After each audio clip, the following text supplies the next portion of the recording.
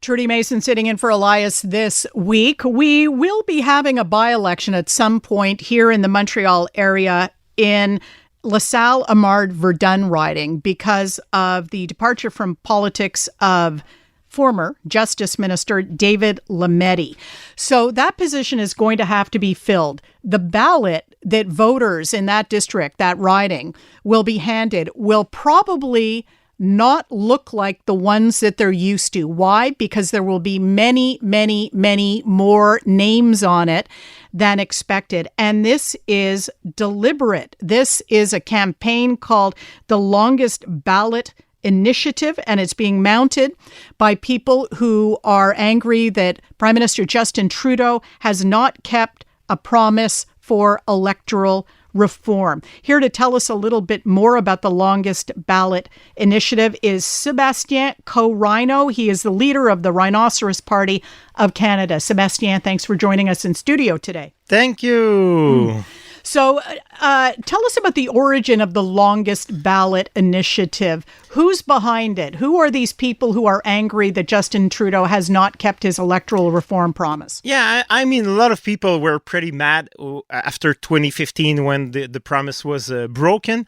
But a small group of volunteers, they wanted to organize some kind of protest because we've done everything before, like writing to the MPs and whatever kind of organization you could have to protest against this thing. And they had the idea to start a long ballot, to put a lot of candidates on the ballot to protest. And I decided to help them do that.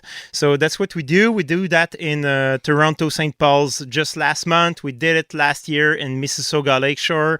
So it's the fourth time it's happening. And right now it's in Montreal, and I'm very proud of it. Just to get, so folks can get a mental image of the ballot, for example, in Toronto, there were 84 names on it. Yeah. 77 of them were names of people who were backing the Longest Ballot Initiative. Yeah. Do you hope to have that big a ballot in LaSalle-Amard-Verdun? I'm aiming at 100 candidates accompanying me. The Rhino leader is going to be right on the ballot. And yes, I want the ballot to be a little bit longer, and it's going to be wonderful. A little bit longer. We're talking, they said that the one in Toronto was 1 meter long. Yeah. 1 meter long. Yeah, it's a big page. Like you open the National Post, and it's a page of the National Post. That's the ballot. You said you've tried everything before this. Yeah. Do you think that it gets the message across beyond the voter who may be completely boggled by being handed such a big ballot? Does that initiative actually touch the Trudeau government who's controlling this issue? Well, of course. You know, not exactly. This is true. It's not touching the ministers, and the people will go to vote, and the result talk for themselves in Toronto, St. Paul. People that want to vote for the Reds, they vote for the red, and people that want to vote for the blue, they vote for the blue, and that's not the problem.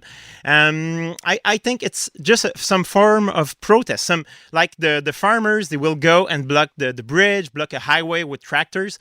What we do is just putting a lot of name in a by-election that's not going to change the color of the government. So yes, it might bug a little bit people. I think it's more a surprise. People go to vote and they're surprised. They don't know it's going to happen. They have a very long ballot. But once they figure out they want to vote for the Liberals and they go to vote for the Liberals, it's not a big deal.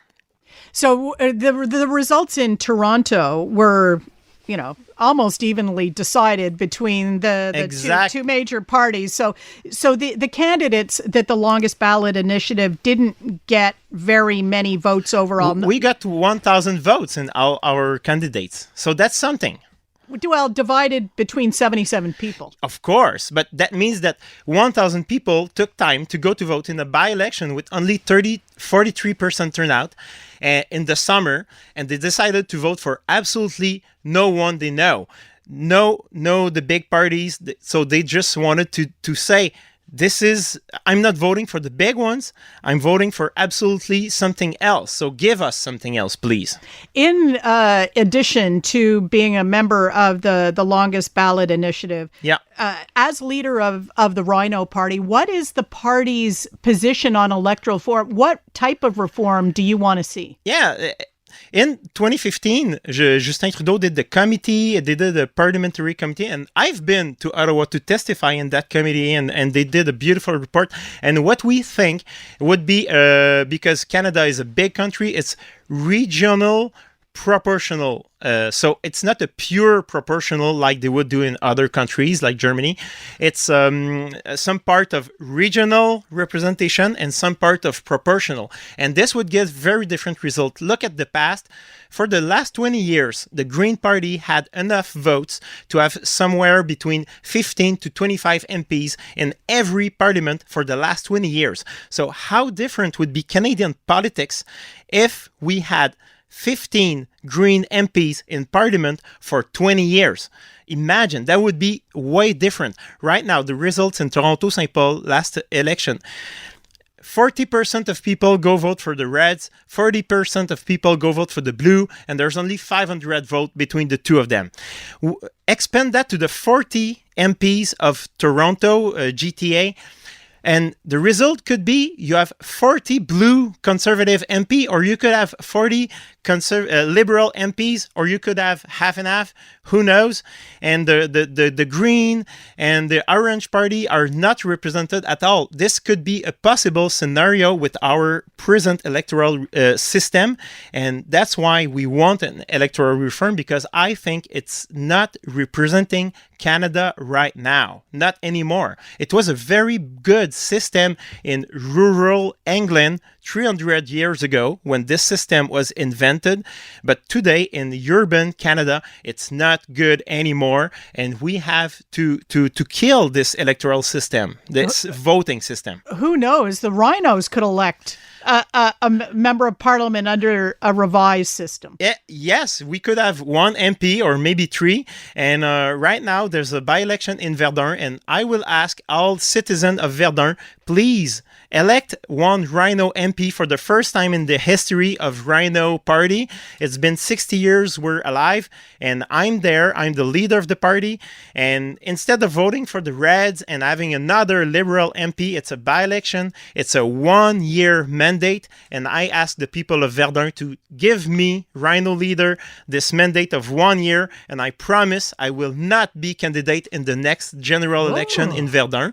So you lose nothing. In 1 year, you choose the MP you want to have, but give me this 1-year term, please. Even though you don't live in the riding. Even though I live in Rimouski, which is 6 hours from here. So you're aiming at 100 candidates on the ballot. Yeah. How many have you recruited so far? A little bit more than 100. The hard part is going to make sure that everybody of these 100 something fill all the papers to get on the ballot in summertime, in vacation time, because the election will be called very shortly. And so we will see how many will be able to get up to the ballot.